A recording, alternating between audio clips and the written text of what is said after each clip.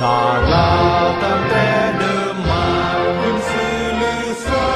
อยู่ในอาเซียนสาวลาวผู้พันไมตรี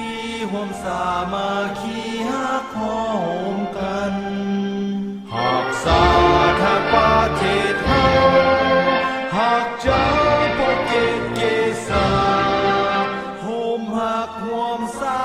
สนาแต่บูหานมารักษาดินแดนมาให้